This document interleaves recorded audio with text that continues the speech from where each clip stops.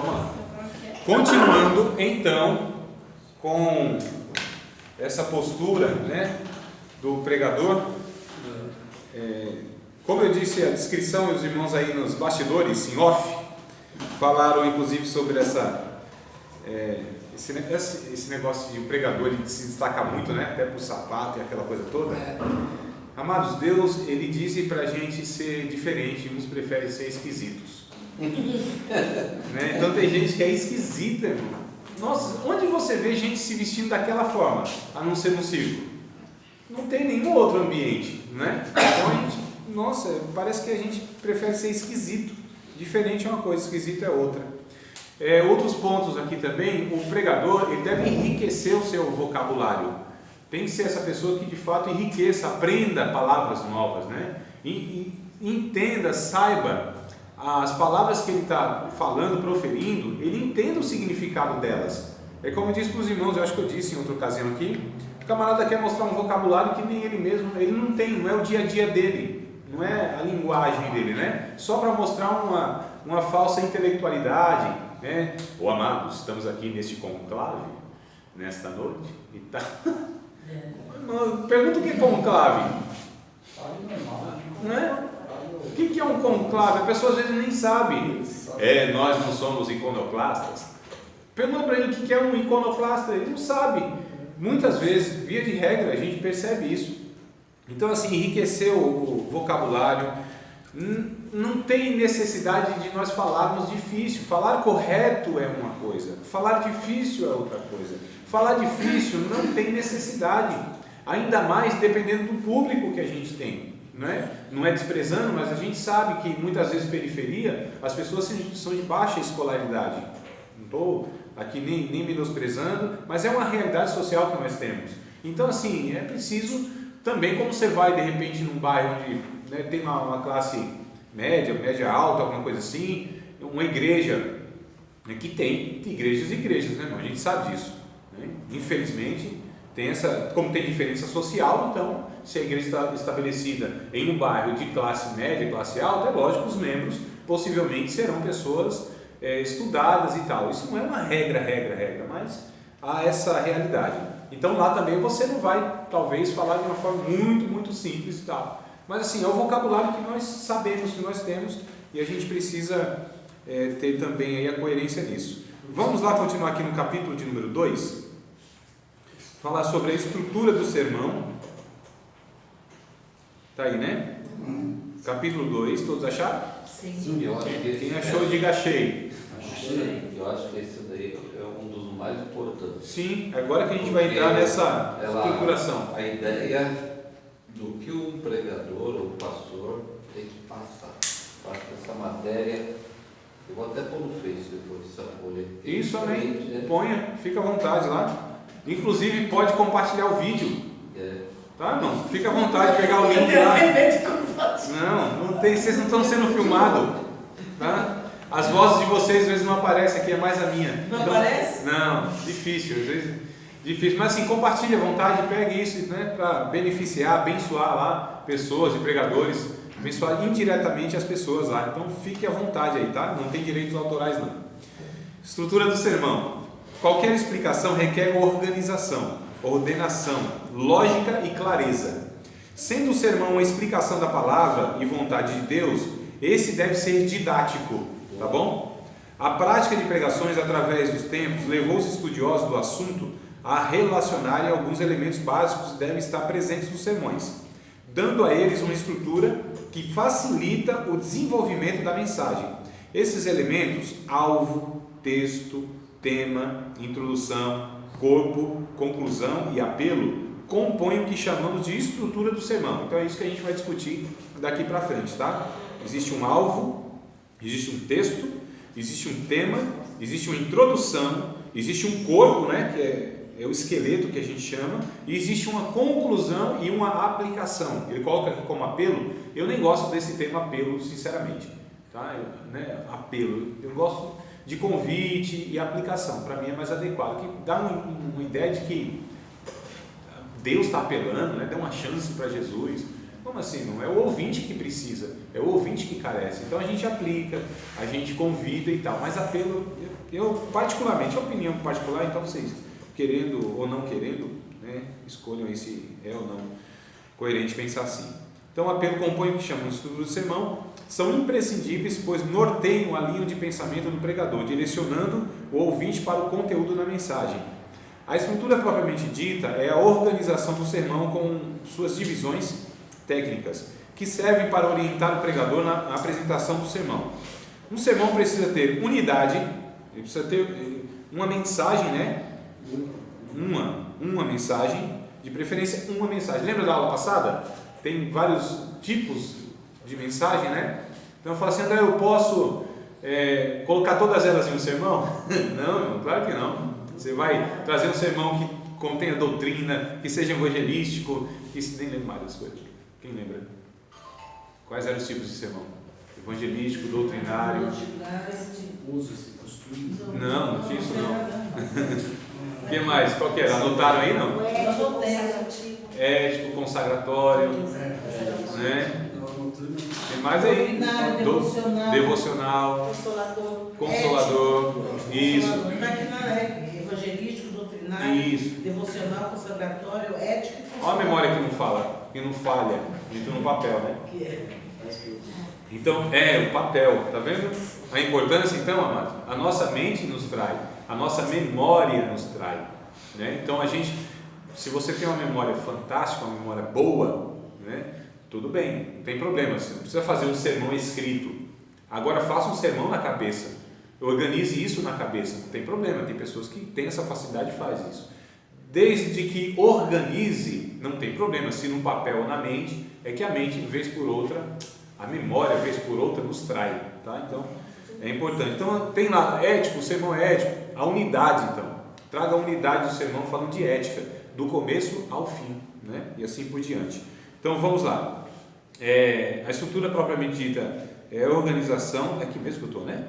É a organização do sermão com suas divisões técnicas que servem para orientar o pregador na apresentação da mensagem. Então, um sermão precisa ter unidade, ordem, simetria, né? Ou seja, ele precisa ser simétrico, ter uma linha de pensamento, tá certo? Não pode destoar da simetria, né? E progressão, a gente precisa ir construindo o pensamento. A gente precisa começar a falar de um assunto e construindo ele, né? Dando elementos, falas, para que aquilo seja construído o pensamento. Né? Começo, meio, fim. Né? Exato. E que tem algo que vá crescendo, né? A gente vai esclarecendo à medida da fala, aquilo que a gente quer passar para os ouvintes, né? Então isso seria a progressão. Então vamos lá, alvo ou objetivo? Vamos tratar um por um. Nessa etapa do sermão, o objetivo ou o assunto, o pregador deverá estar inspirado por Deus. É exatamente aqui que ele recebe a mensagem que tem a pregar e, a partir desse ponto, estruturá-la para levar à igreja. Se você não tem nada para falar, não fale nada. E é simples. O Espírito Santo lhe der algo a falar, fale, mas fale direito, não é?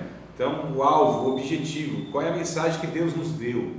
Qual é a mensagem que Deus colocou no meu coração? Qual foi? Então, estruture ela, pense nela, organize ela, né? Fale ela com objetividade, com alvo. Texto bíblico. O assunto do sermão deverá ser baseado em um texto bíblico. Então, nós precisamos pegar textos bíblicos, irmãos, e dali extrair a mensagem. Tem gente que fala assim, eu tenho uma mensagem, só preciso de um texto. Agora. Não, amado, o texto, a mensagem é extraído da Bíblia, extraído do texto. Não é, eu falo, não, eu tenho uma mensagem, só preciso de um texto bíblico para encaixar. E acontece isso, você lê o texto que não tem nem conexão com a mensagem, não tem nada a ver, você lê ele só como pretexto, na verdade, né? O texto é usado como pretexto, fora de um contexto, inclusive. Não é? Tem pregador que nem lê a Bíblia. Isso. Já.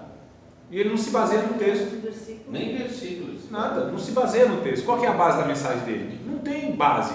Não tem, ele extraiu daquele ponto, daquele texto. A gente vai ver que existe sim textos temáticos, né, chamados de temáticos, topicais e expositivos. A gente daqui a pouco, ou talvez na próxima aula, a gente já vai entrar nesse ponto aí. Então tem aquele que a gente deriva do texto mesmo, você vai extraindo, né, versículo a versículo e tal. Tem os topicais, tem um tema que você pega no geral, mas assim, tem que ter um texto base para que a gente possa expor a palavra de Deus, tá? e ser fiel àquilo lá, não pegar um texto como pretexto. Então vamos lá, tema, né? Texto bíblico, o assunto do sermão deverá ser baseado em texto bíblico. O tema, para que o ouvinte possa ter uma ideia do que você tem a falar, é imprescindível o emprego de um tema. O ouvinte realmente estará adentrando no seu sermão, ou seja, um tema. Qual que a gente podia dar aí um tema de um texto, pegar um texto e dar um tema, por exemplo.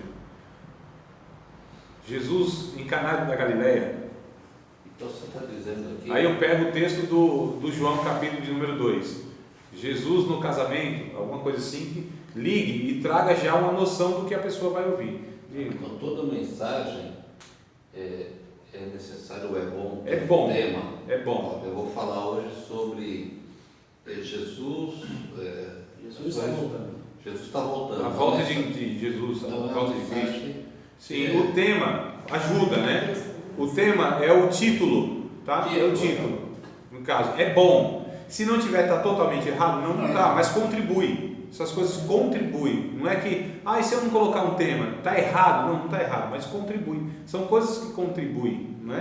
Então, você vai falar sobre o tema, o pastor tem que pegar, por exemplo, a gente procurar na Bíblia qual versículo, qual capítulo, que fala sobre isso. Na verdade, irmão Antônio, a recomendação é, primeiro procure o texto.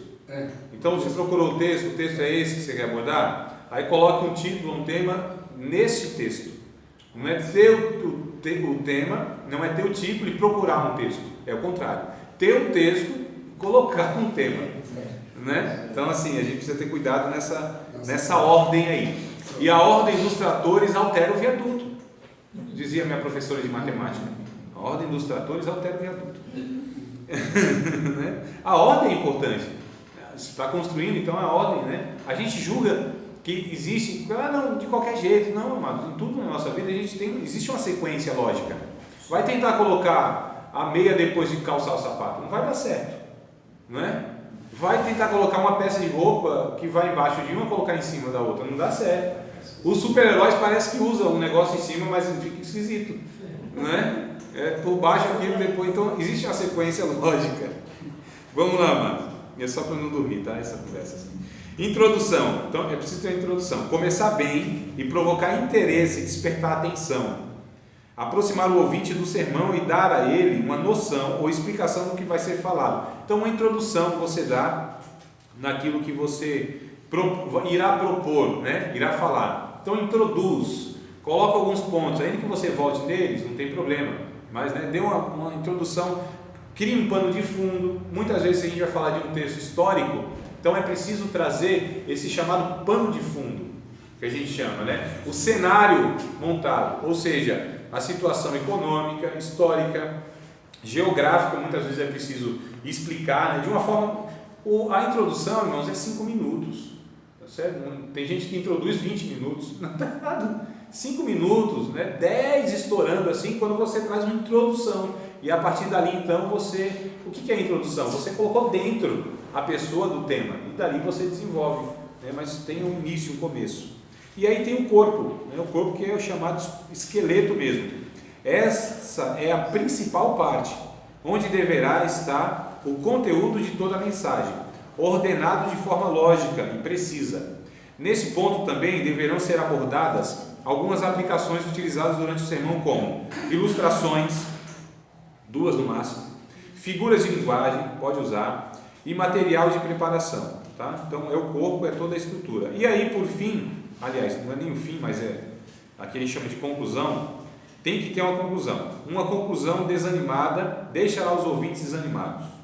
Baseado no objetivo específico do sermão, a conclusão é uma síntese, né? É um resumo do mesmo, ou seja, do sermão, e deve ser a aplicação final à vida do ouvinte. Então a conclusão é a aplicação. Tem gente às vezes que prega e a aplicação é totalmente negativa. O negócio está ruim mesmo, né? Vai para o buraco, está tudo danado, não tem tal. Não, irmãos. A aplicação, inclusive, precisa ser positiva. Precisa levar a pessoa a aplicar aquilo na sua vida. A pessoa precisa ouvir uma mensagem, sair daquele ambiente, daquele local, pensando naquela mensagem para aplicar na sua vida, na realidade das relações. Muitas pregações ficam no campo da da subjetividade e fica alienado, que não serve para a vida, não é aplicado na vida, a pessoa não encontra algo ali proveitoso para ela viver no outro dia, né? Prega-se no domingo, ouve-se no domingo e na segunda não está nada alterado na vida, não foi desafiado a mudar de comportamento, então não foi se aplicado, não foi se instigado a pessoa a pegar aquela verdade que ela entendeu e aplicar na sua vida no outro dia, em casa, nas relações. Então se a gente ouve mensagem e não tem aplicação, irmão, do que está servindo essas coisas? Para nada. Infelizmente, com muita frequência eu tenho percebido que existem muitas pregações, mas que não levam as pessoas a mudança e transformação nenhuma. Muitas vezes é por conta disso, que não tem uma aplicação, não tem uma conclusão, a pessoa não entendeu no final o que Deus quer da sua vida. Aí tem aquela história, né? Como foi a mensagem, amado? Foi uma bênção. Poder de Deus, fogo puro, negócio, Deus falou. Mas falou o quê? Não sei o certo, mas Deus falou, arrepiou, inclusive, foi um fogo puro. Deus bradou, né? Mas o poder que não conseguia ouvir a palavra direito. Mas assim, o que Deus requeriu de você, o que Deus te orientou, qual foi a palavra de Deus para a tua vida, para que você mudasse, para que você aplicasse ela? Qual foi? Não se tem muitas vezes, porque não se tem essa aplicação, essa conclusão, não se tem um resumo, né? No final, também é 5 minutos no máximo, se faz essa conclusão para que você sintetize aquilo que você falou e você queira que fique na mente das pessoas aquela conclusão, né? Ainda que você falou 30 minutos, 40 minutos, mas há alguns pontos e algum pensamento que a gente quer que fique na cabeça das pessoas. Então aquilo na verdade é o objetivo último do sermão, fazer com que a pessoa entenda a palavra de Deus. Olha o desafio que nós temos, irmãos, né? E por último se faz aí o apelo, que eu não gosto, o convite, um esforço feito para alcançar a consciência, o coração e a vontade do ouvinte. São os frutos do sermão. Então é esse convite que você faz, desafiando a pessoa a viver aquilo que você propôs no sermão, tá certo? Então, por exemplo, nós falamos sobre uma vida de santidade, uma vida piedosa, uma vida onde você serve as outras pessoas. Então você desafia a pessoa a viver isso, a fazer alguma coisa, dá opções, mostra os caminhos. Irmãos, você tem habilidades, então você quer servir a Deus, sirva aqui no departamento da igreja A, B ou C, né? Nós temos aqui, sirva lá, você tem habilidade, então vá para uma casa de recuperação, cuide de gente, faça isso, desafie a pessoa a realizar algo concreto, né? Então volte para a sua casa e faça isso, faça aquilo e tal. Então a gente tem que desafiar as pessoas na realidade delas, a gente tem que trazer essas coisas para a vida, irmãos. Então o texto bíblico deve nos trazer a realidade da vida, não ficar naquela coisa subjetiva, ficou no espaço da igreja, que não faz diferença na vida de ninguém mesmo, nem da pessoa que ouve e nem de ninguém através daquela pessoa, né? Então tem que ter esses pontos aí sim a gente fala, é uma mensagem bíblica coerente, né, e tal. Vamos lá, o objetivo, alvo e assunto. Todo sermão deve ter inspiração divina, tem que ser inspirado por Deus, né? Um sermão sem unção, ainda que tenha uma excelente estrutura, não apresentará poder para a conversão, consolação e edificação. Ou seja, aquela vida de oração, a graça de Deus, a presença do Espírito Santo, precisa estar aí imbuído na mensagem. Devemos lembrar que ao transmitir um sermão, um sermão não estamos transmitindo conhecimento humano. É que parece, não sei de vocês, tá? O meu aqui está 2 estamos, né? Tá, mas está errado aqui na escrita, tá? Devemos lembrar que ao transmitir um sermão, não estamos transmitindo conhecimento humano, mas a palavra de Deus. E esta é a única que penetra até a divisão da alma e espírito, portanto é fundamental a unção. Então é a palavra de Deus, precisamos pedir a presença do Espírito Santo naquela mensagem, irmãos, tá bom? O objetivo da homilética, de uma forma geral, é a conversão, a comunhão, a motivação e a santificação para a vida cristã. Então a mensagem bíblica, a mensagem de Deus, ela deve levar as pessoas à conversão, à comunhão, motivá-las a uma vida santa, a uma vida cristã.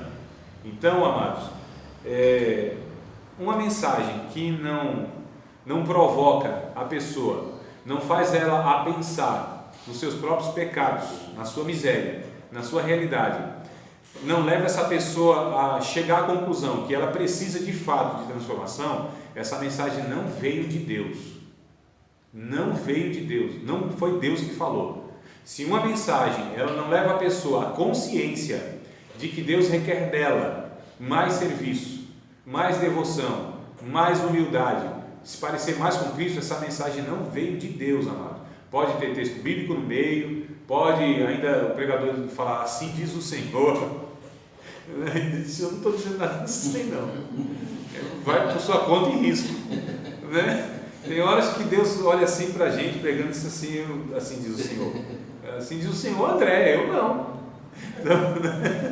É por sua conta e risco, eu não garanto nada. Isso Deus não fala, irmãos. Ele não tem responsabilidade e não se compromete a cumprir nada. E as pessoas estão agarradas, né? Estão baseando a sua esperança em fala de homens, em promessas de homens. E Deus não tem responsabilidade com pregadores. Deus tem responsabilidade com a sua palavra. Não é o que a gente fala, e sim aquilo que Ele disse. São duas coisas distintas. Então a gente precisa ter muito cuidado nessas questões, né? Então, olha só, quem acha que pregar a palavra é um negócio muito simples, é para qualquer um, não é assim não, amado. O negócio é muito sério, tá? O assunto de uma mensagem é algo particular entre o pregador e Deus. Então é Deus que precisa falar comigo, né, irmãos? Um dia eu vi um rapaz ainda perguntando para a esposa, o que eu devo pregar? Eu falei, nossa. Né? Eu falei, nossa, coisa estranha. Né? Segunda opinião, né? Mas, Antônio, o pregador deve ouvir Deus, né? Deve ouvir Deus. É aquele que ouve Deus no seu coração, no seu entendimento. Só Deus, é Deus que sabe. É Deus que tem uma mensagem ali para o povo, né? A gente nem conhece, muitas vezes a gente vai pregar, a gente nem conhece a vida do povo, às vezes nem na nossa igreja mesmo, a gente sabe exatamente a demanda. Ali tem 100, 200, 300, 400 pessoas na nossa frente, todas elas vivendo um momento igual cronológico, mas não existencial, porque tem essa questão, né? Acho que eu já falei isso para vocês em outra aula aqui. Existe um momento cronológico, o tempo cronológico e o tempo existencial. Nós estamos aqui, que dia é hoje? 23, 22? 23 de junho de 2018, às 10h34, para desespero de alguns ainda tem bastante tempo. Então todos nós estamos aqui, não é? 23 de julho de 2018, às 10h34. Isso é tempo cronológico, todos estamos no mesmo tempo cronológico. Agora cada um de nós está num tempo existencial diferente. Aí Eclesiastes capítulo 3 vai dizer isso. Tem gente aqui que está no tempo de abraçar, tem gente que está no tempo de deixar de abraçar, tem gente que está no tempo de alegria, tem gente que está no tempo de tristeza, tem gente que está no tempo de ajuntar pedras e outro dia de espalhar as pedras, tem gente aqui que está no tempo de paz e outros estão no tempo de guerra. Então assim, existem tempos existenciais diferentes. E quem é que sabe disso? Quem é que conhece a vida de cada um? Eu estou falando aqui de 4, 7 pessoas, 8 comigo. Imagina 300, 400 pessoas. Quem é que sabe dessa demanda? Só o Espírito Santo. Só Deus sabe. E é por isso que nós devemos ouvir Deus, né? Ter a sensibilidade, ouvidos aguçados espiritualmente, sensibilidade no coração, espírito quebrantado, comunhão com Deus. Temos o feeling, né? O pentecostal diz assim, a fiação. Devemos ouvir o Espírito Santo enchendo o nosso coração de uma mensagem bíblica. E aí eu lembro logo de Colossenses capítulo 3, versículo de número 16: habite em vocês ricamente toda a palavra de Cristo, falando entre vós com salmos, hinos e cânticos espirituais, cantando e salmodiando com graça ao Senhor no vosso coração. Então a palavra de Deus no pregador precisa jorrar, irmãos, tá certo? Ela não vem de fora para dentro, ela jorra, é de dentro para fora. É o Espírito Santo que habita no pregador que vai gerar essa mensagem e vai jorrar essa mensagem, porque o coração está cheio e a boca fala do que está cheio o coração, e o coração precisa estar cheio, a mente precisa estar saturada da palavra de Deus. Deus precisa saturar a nossa vida, a nossa mente, os nossos pensamentos, o nosso coração da sua palavra, e aí a gente jorra essa palavra, a palavra sai. Não é difícil, inclusive, irmão. É algo quase que natural para o pregador cheio do Espírito Santo e da palavra de Deus, não é?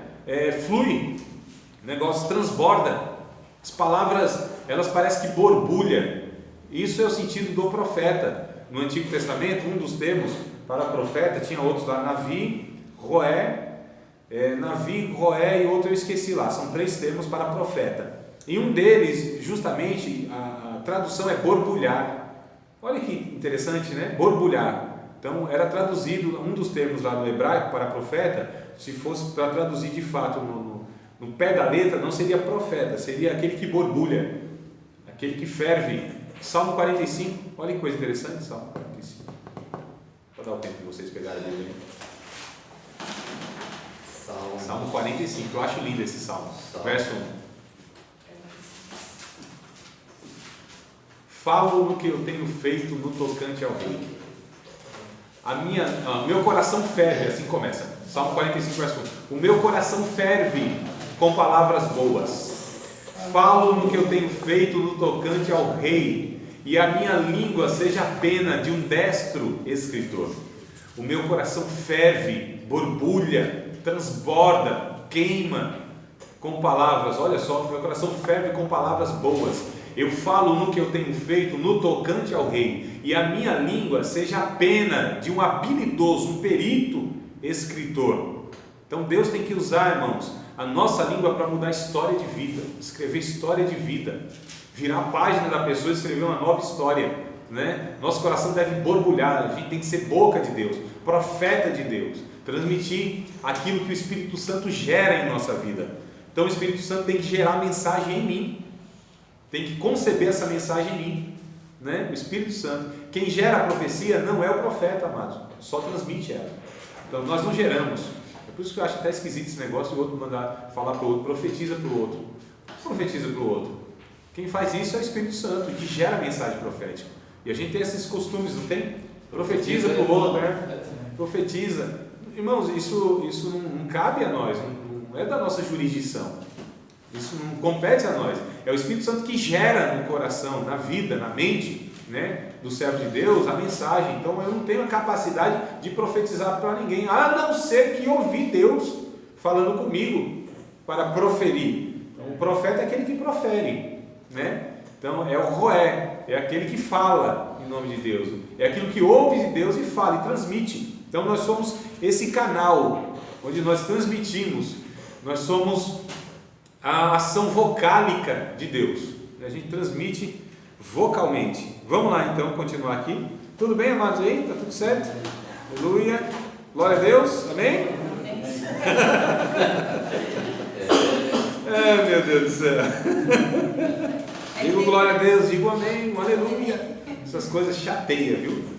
Me chateia. Posso falar? Claro, fique à vontade. Tem pregador que fala assim: eu fiz tudo aqui, a pregação, mas Deus mudou. Agora eu vou pregar outra coisa. Sim. Agora eu vou começar. Ele vai começar a pregar. Deus está me usando para falar assim, assim, assim. É porque antes ele não estava em comunhão com Deus, não ouviu Deus, não buscou Deus. E agora Deus teve misericórdia do povo e disse: eu vou falar contigo, porque ele se desmantelado, subiu desse lugar totalmente despreparado. É isso que eu entendo, irmãos, quando a pessoa fala isso.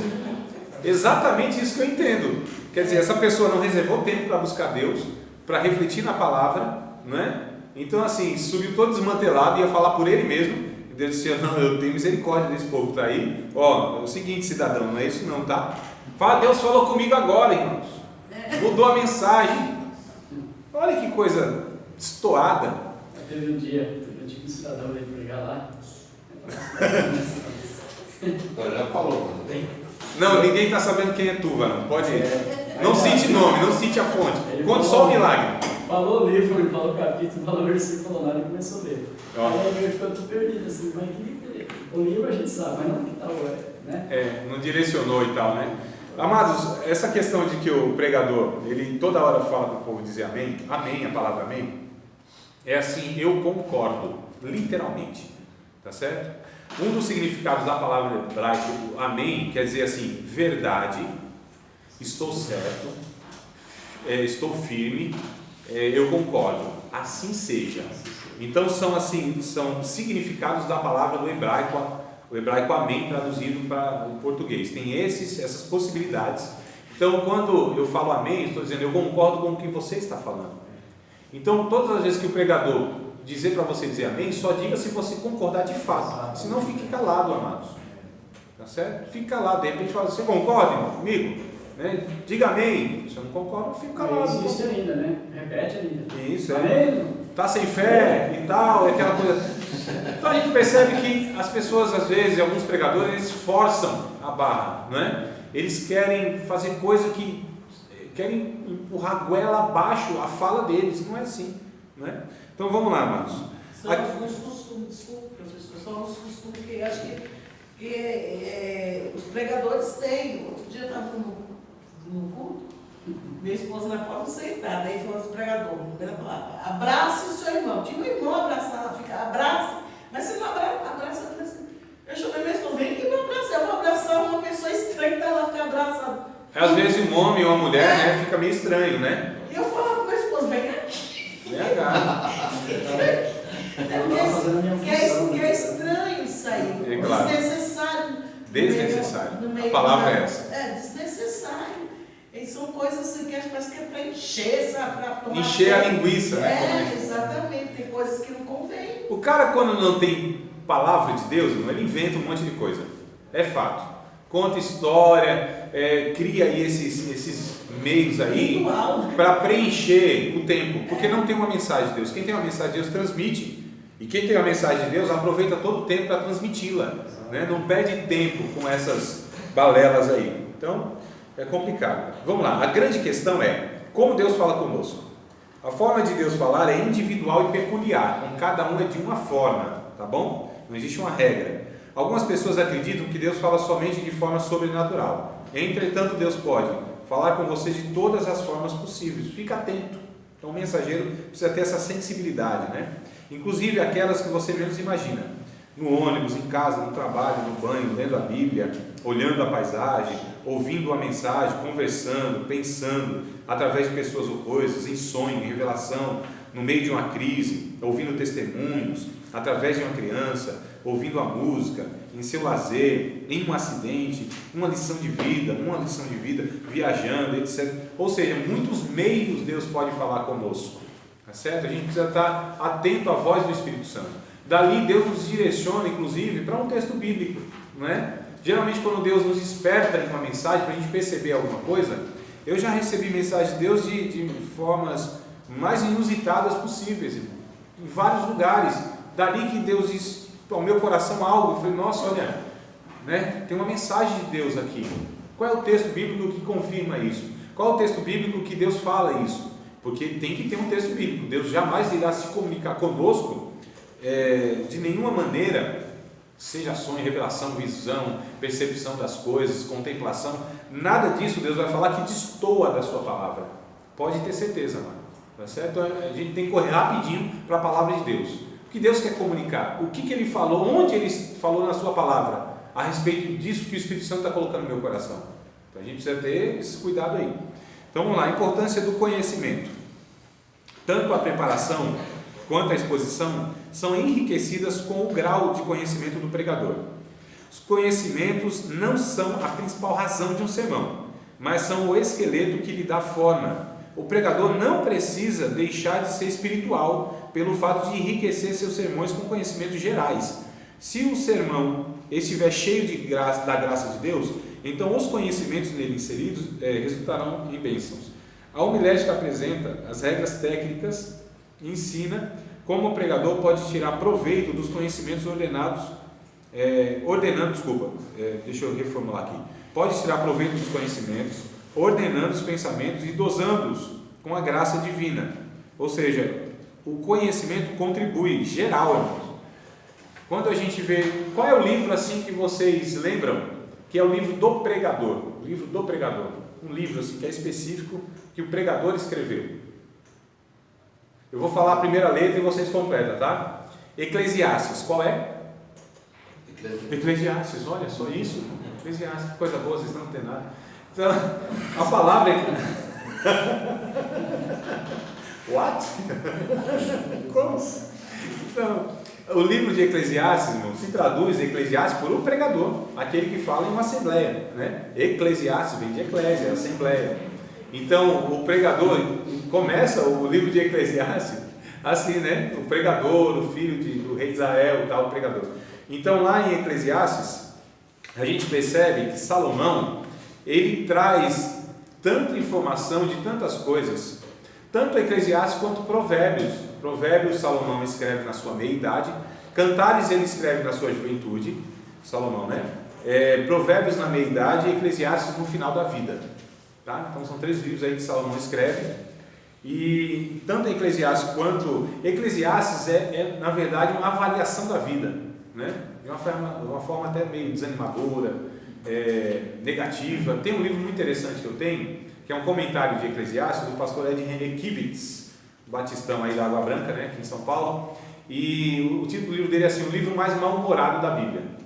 Tem um limão na capa, inclusive, assim, e é um comentário sobre Eclesiastes. Seria muito bom vocês adquirirem esse livro aí, vocês verem que coisa fantástica. E a abordagem que ele traz é isso, tudo é vaidade, nada vale, sabe, o que a gente tem nessa vida aqui é debaixo do sol, é finito, é essa coisa assim vazia, oca, né? É correr atrás do vento. E ele está falando, quem está falando é uma pessoa que experimentou tudo que essa terra pode oferecer, irmãos. Dinheiro, fama, prazer, tudo, né? Sabedoria, então tudo que a terra poderia oferecer para um ser humano, ele experimentou. Isso eu estou falando com propriedade, eu experimentei tudo isso. Tudo que o ser humano busca, eu tive sobejamente.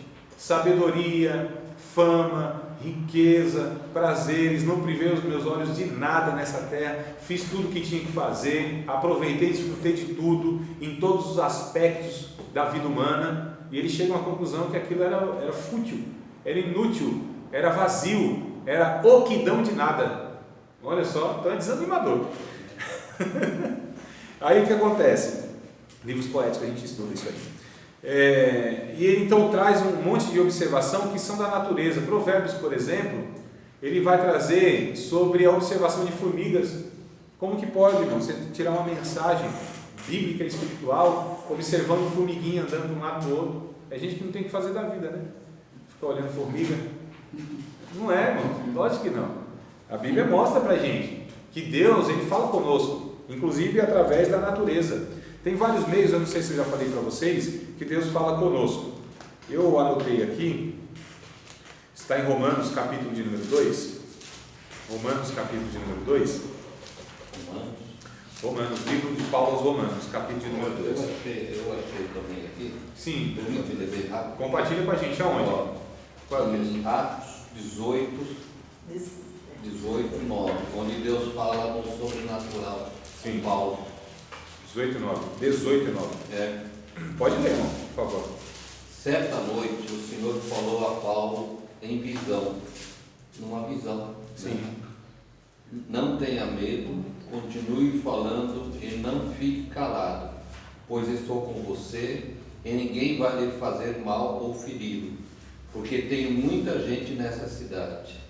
E o resultado, assim ficou Paulo ali durante 1 ano e meio. 1 ano e 6 meses, ensinando a palavra de Deus. Sim, e uma das formas de Deus falar. E uma delas é o que eu vou listar agora. Então, aos Romanos, isso mais para frente um pouquinho. Romanos capítulo de número 2, Deus fala aos homens através, anotem isso aí, porque não está no material de vocês, é algo extra material, né? Essa é a vantagem de ter um professor na aula, sala de aula, ele traz informações que vocês não teriam aí facilmente assim, né? Poderiam ter, mas de outra forma. Então Deus fala aos homens através do universo, anotem, do universo, uma das formas, do universo, tá? Isso está em Salmos 19, verso 1 ao 4. Deus fala aos homens através do universo.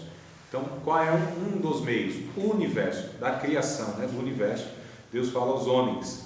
Salmo 19, verso 1 ao 4. Está escrito isso aí lá. Fala também através da percepção. Então, pode colocar percepção. Romanos, capítulo 1, versos 19 e 20. Romanos, capítulo 1, versos 19 e 20, da percepção.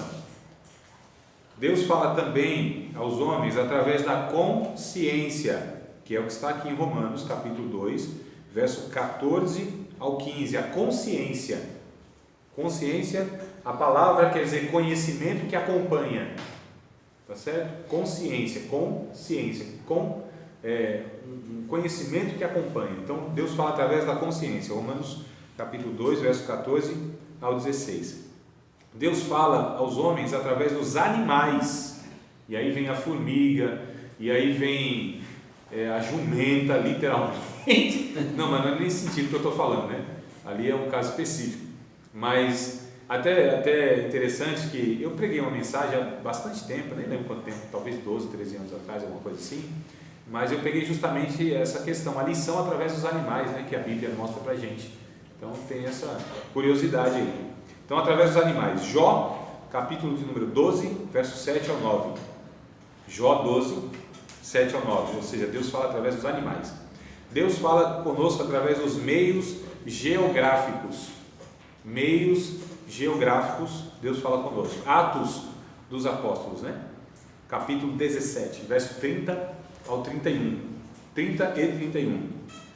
Deus fala conosco através dos meios geográficos. Deus fala conosco através de sonhos. Jó 33, 14 ao 18. Jó 33, 14 ao 18. Então, através de sonhos, Deus fala com a gente. Ainda hoje se comunica através de sonhos, tá? Não é só Antigo Testamento. Deus fala conosco através dos anjos. Também, através dos anjos, no Novo Testamento também a gente vê isso aí. Apocalipse, capítulo 14, versículo de número 6. Agora, cuidado, né, irmão? Tem que ter muita cautela nesse negócio aí. Deus fala conosco através dos milagres. Então, também Deus nos ensina, nos comunica através dos milagres. Hebreus, capítulo de número 2, versículo de número 4. Hebreus 2 e 4, Deus fala conosco através dos milagres.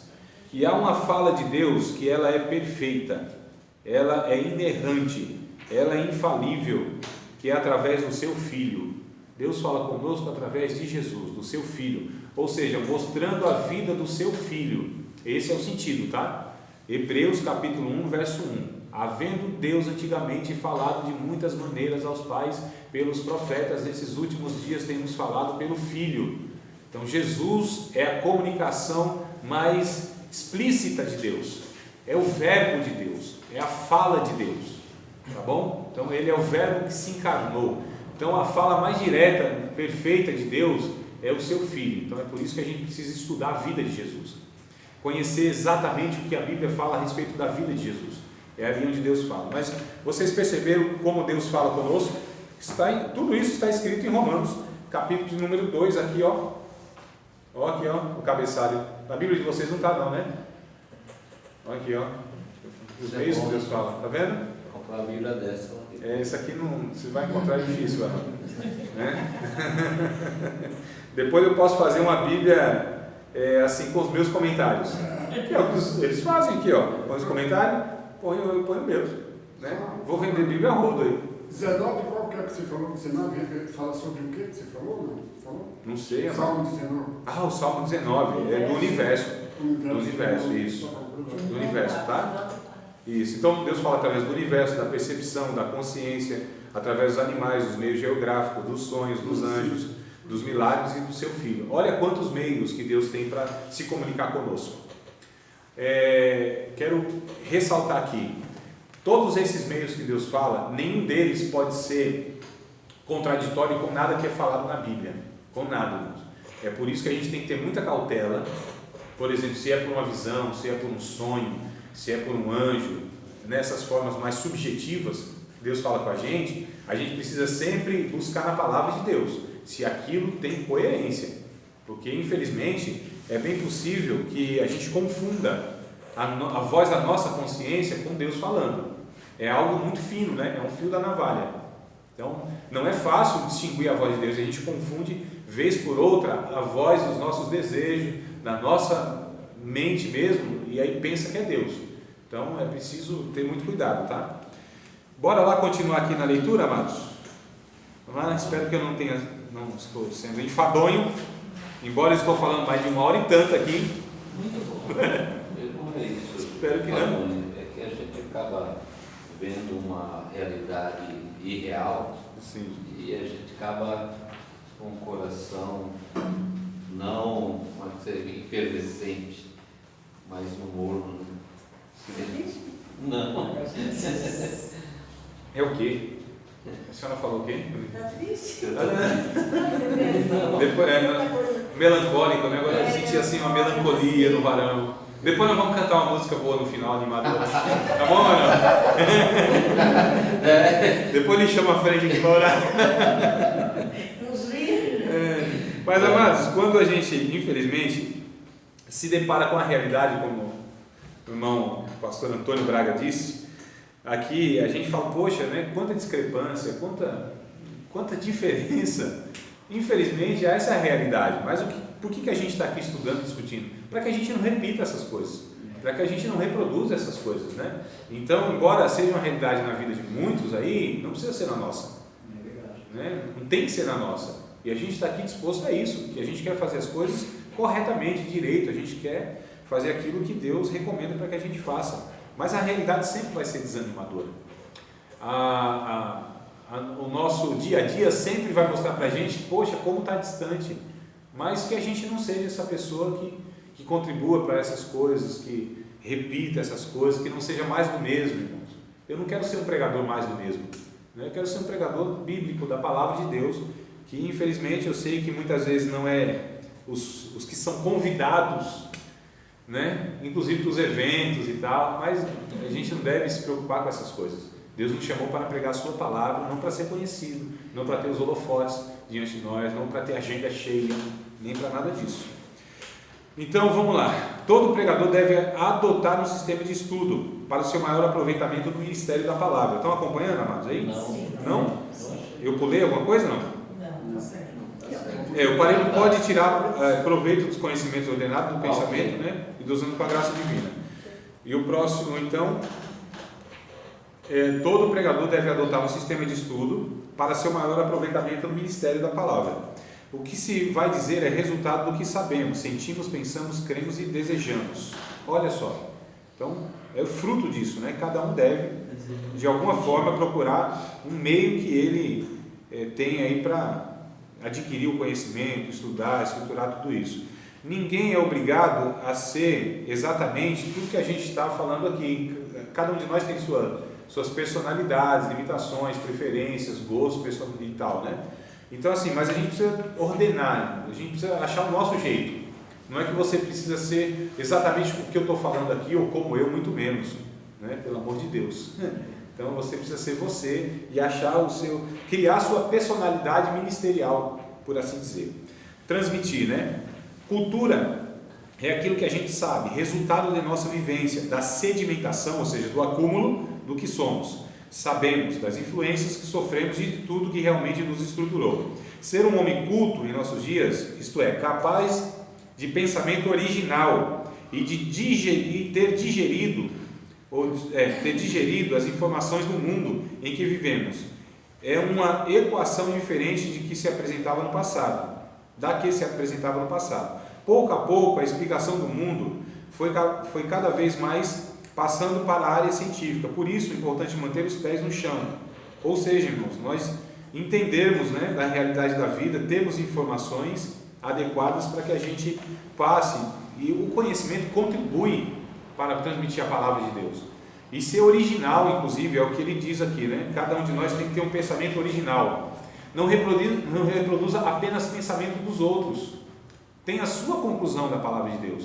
Amados, é o Espírito Santo que habita em cada um de nós, que pode nos levar a uma conclusão bíblica, a um pensamento bíblico. Nós precisamos ser originais. Deus quer nos usar como nós somos. Deus não quer reproduzir em nós fulano, cicrano ou beltrano. Tá certo? A única pessoa que Deus quer reproduzir em nós é o seu Filho Jesus. Ele sim nós devemos imitar. Ele sim nós devemos desejar ser como, né? Então o outro não, tem que ser original. A pessoa que é original, ela nunca perde a essência dela. Vamos repetir comigo? Uma vez só não tem problema, tá? Para dar ênfase, não tem problema. O ruim é quando a gente faz isso repetidas vezes. É sério isso, tá? Então não tem problema. O pregador, né, pedir para que a plateia possa repetir uma frase para dar ênfase, não tem problema. O ruim é quando isso, né? E isso é para dar ênfase mesmo. Exato. Agora assim, como a gente percebe, tem muitas coisas que pode se fazer. O problema é a má dosagem disso, é a repetição, é o exagero disso, né? Então, uma ilustração, uma piada, um negócio, dosadamente, equilibradamente, não tem problema, isso contribui. O problema é isso, quando é só aquilo, enjoa, né, irmão? Pode ser bom negócio, mas enjoa. Então, mas é sério, para repetir mesmo aqui, para ficar na nossa mente, o original seria mais ou menos quem é original, né? Quem é original, nunca se desoriginaliza. Não, vamos de novo. Quem é original, nunca se desoriginaliza. Vai terminar isso aí várias vezes, mas essas duas. Até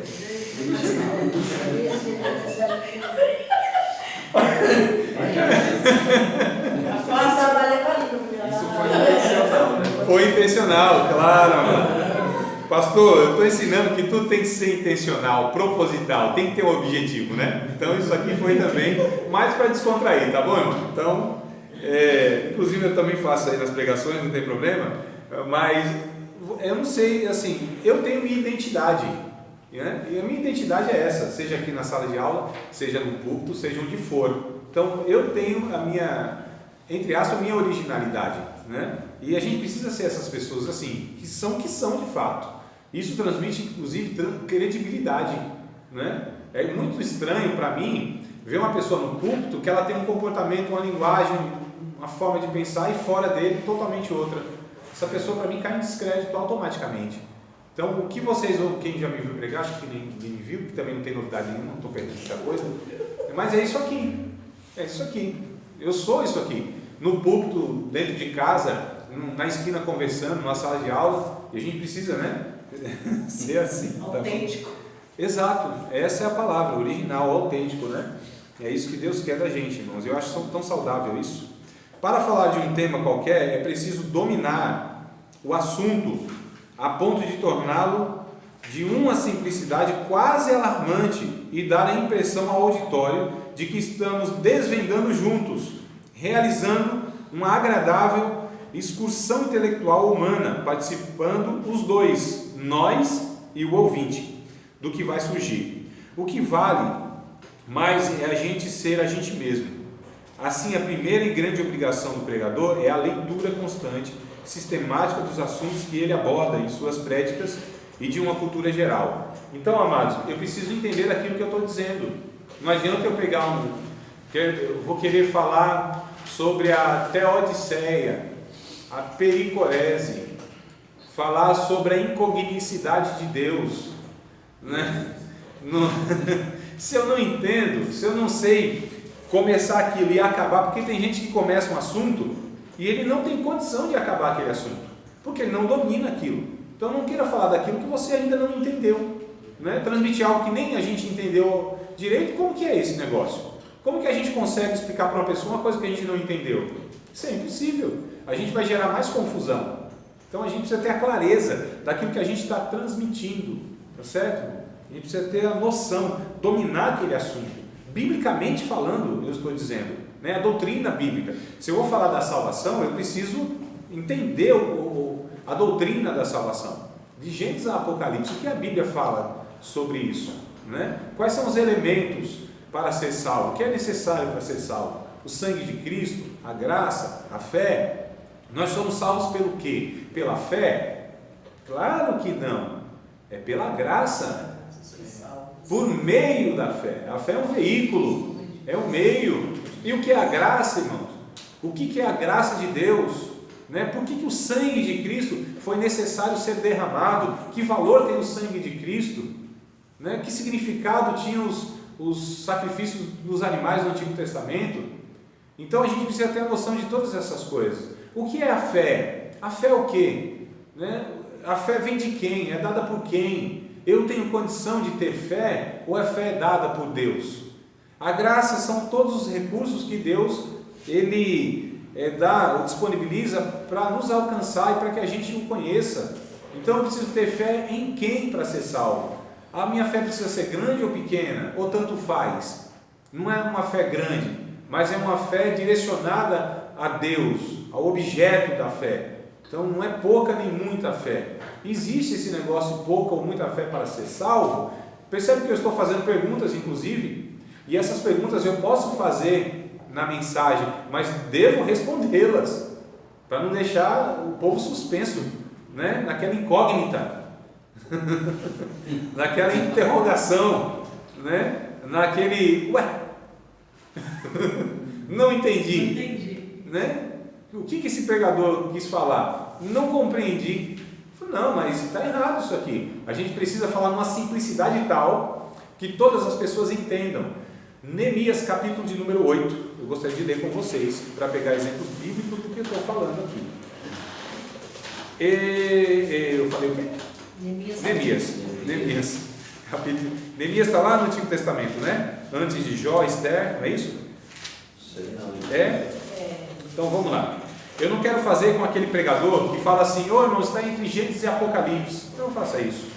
Tem pessoas que têm dificuldade de achar a Bíblia, tá certo? Então dê mesmo interesse no negócio. Não está no Antigo Testamento, está entre Gênesis e Apocalipse. Não leia mais Bíblia. Você conhece pouco de Bíblia, amados? Nós estamos falando para muitas pessoas que não têm habilidade. O capítulo 8. Então dê o endereço, né? Ajude a pessoa a achar o texto bíblico, tá bom? Então vamos respeitar inclusive todos que estão lá nos ouvindo. Então a gente precisa ajudar as pessoas, né? Então tem certas coisas assim que a gente percebe, poxa, não precisava fazer isso, não precisava falar isso, né? Então fale, pontue, ajude, leve as pessoas, pegue pelas mãos, desenhe se for necessário. Ou seja, faça de uma forma mais acessível possível, né? Esse é o termo aí. Preciso desenhar? Claro que precisa. Às vezes tem pregador, fala, não, você não achou? Vai para a escola dominical. Mas não tem escola dominical. E aí? Aí fica difícil, às vezes nem ele vai, né, irmão Antônio? Nem o pregador que fala vai. Então, amados, é assim que a gente deve se dirigir ao povo, né? Ajudando o povo. Eu preciso alcançar todos sem exceção. Eu ficaria muito triste sabendo que eu preguei para 100, 200 pessoas e uma não conseguia alcançar. Eu ficaria muito triste sabendo isso, né? Porque talvez aquela pessoa, ela precisaria demais ser alcançada naquele momento e eu não consegui, eu fui ineficaz nisso. Olha só, capítulo 8 de Neemias, desde o verso número 1, não vou ler todos, tá? Para a gente ganhar tempo, a gente não tem muito tempo aqui para discorrer o assunto. O que eu quero trazer para vocês é o seguinte: essa passagem bíblica, e depois a gente lê junto, tá bom, amados? Preste só um pouquinho de atenção aí. Essa passagem bíblica aqui, na minha opinião, é o maior avivamento que aconteceu em toda a história do Antigo Testamento. Não foi com Moisés, não foi com Elias, o fogo descendo, não foi com Davi fazendo a revolução. Para mim, o maior avivamento que existiu no Antigo Testamento foi essa passagem aqui, ó. Daqui a pouco eu falo para vocês o porquê. Então, aliás, eu já falei não para vocês? Não, né? Não. Tá bom. Então, Neemias capítulo 8, aqui houve o maior avivamento, tá? Por que eu digo isso? Bom, para mim, existem algumas evidências de um genuíno avivamento. Para mim, biblicamente, existem algumas evidências. Quais são elas? Primeiro, quando Deus derrama o seu Espírito sobre o povo, existe uma unidade, existe uma comunhão. As pessoas se amam, as pessoas se ajudam, as pessoas convivem umas com as outras com comunhão. Então, o verso 1 vai dizer que houve uma união, todo o povo se ajuntou como um só homem. Verso de número 1, né? A outra evidência que existe um grande avivamento, que há um avivamento genuíno, é que eles desejaram ouvir a palavra de Deus. Quem pediu para ouvir a palavra de Deus, quem propôs, aliás, para ouvir a palavra de Deus, não foi o pregador, que era Esdras na ocasião, o escriba, né? Aquele que pregava. Não foi ele, foi o povo que diz: traz para nós a lei de Moisés. Olha, irmão, tem que ser avivamento, né? O povo desejar a palavra assim. A gente quer ouvir um pregador hoje. Tem algum pregador aí?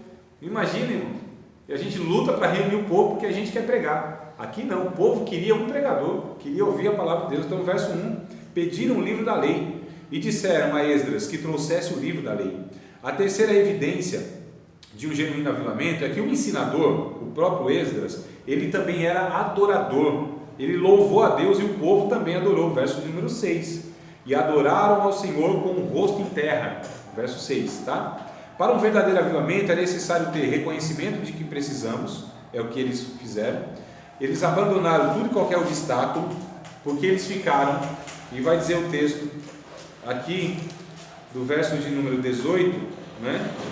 Verso 18, De dia em dia ele lia o livro da lei de Deus, desde o primeiro dia até o derradeiro. Celebraram a solenidade da festa 7 dias.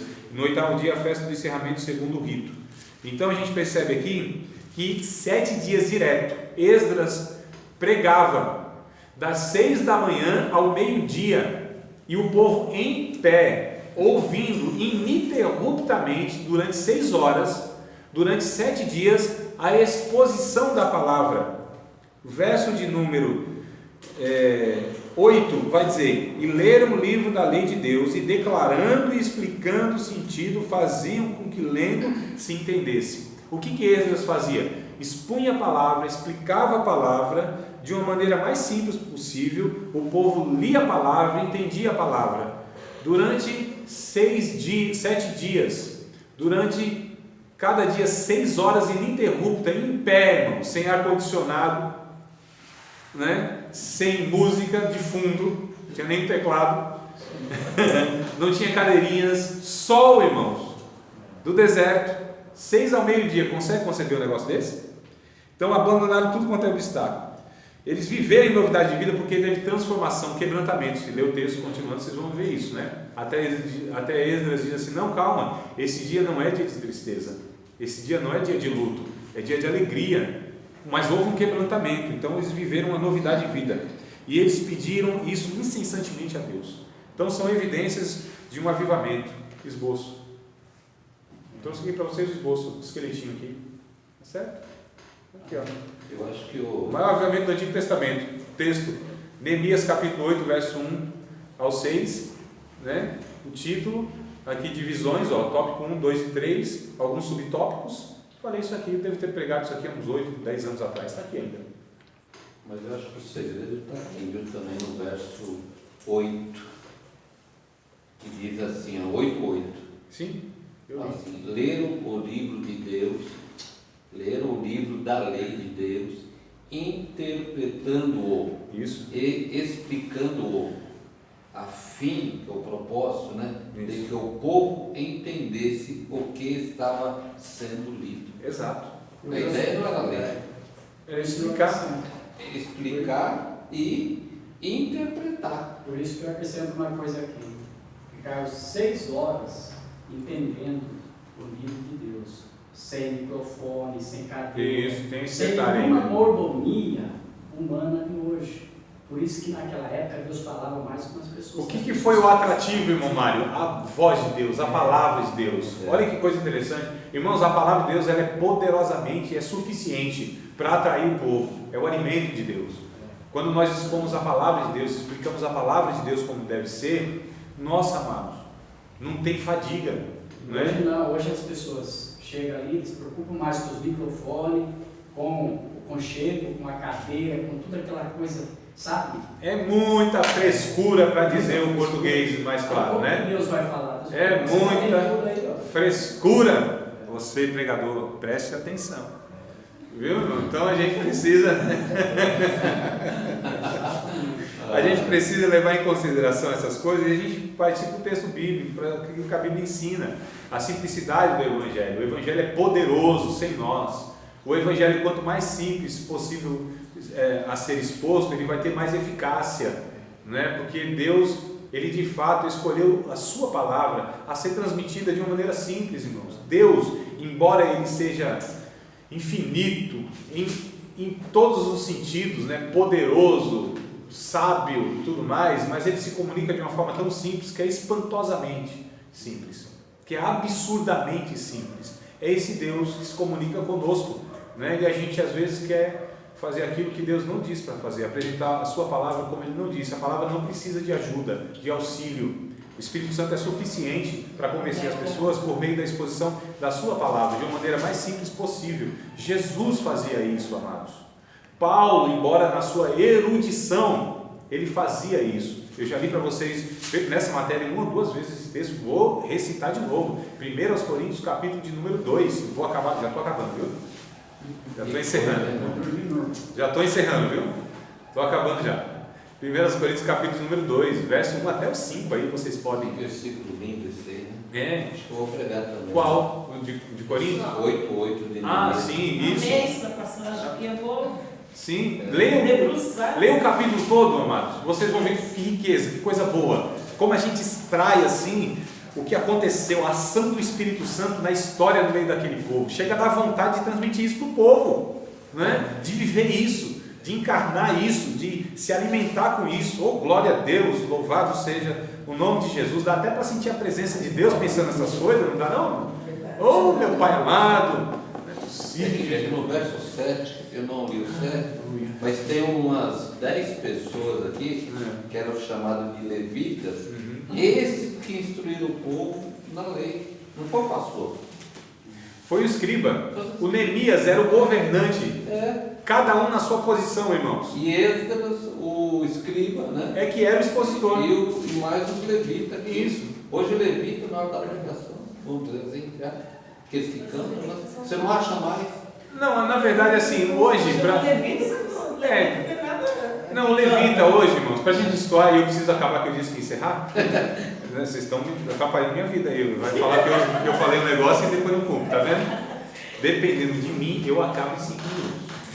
Então, o levita hoje, para nós considerarmos uma pessoa levita hoje, não tem como biblicamente chamarmos alguém de levita hoje, a não ser que essa pessoa ande uns 50 centímetros do chão, tá certo? Levitando. Ele vai levitar. É um levita porque anda flutuando. Mas levita, a gente trata isso aí em outra ocasião. Eu não sei nem o que eu ia falar mais. 1 Coríntios capítulo 2, verso 5, Paulo disse: olha, quando eu fui ter com vocês, eu não fui com palavras sublimes, de palavras de sabedoria humana, e nada propus saber entre vocês, a não ser Jesus Cristo e esse crucificado. Verso de número 4, ele vai dizer que ele não usou essas palavras para persuadir ninguém, mas ele pregou na demonstração do Espírito Santo. Verso 5, para que a fé daquelas pessoas não se apoiasse em sabedoria humana. Então é isso que a gente precisa fazer, amados, transmitir a palavra de Deus, como deve ser transmitida. E aí, como foi prometido,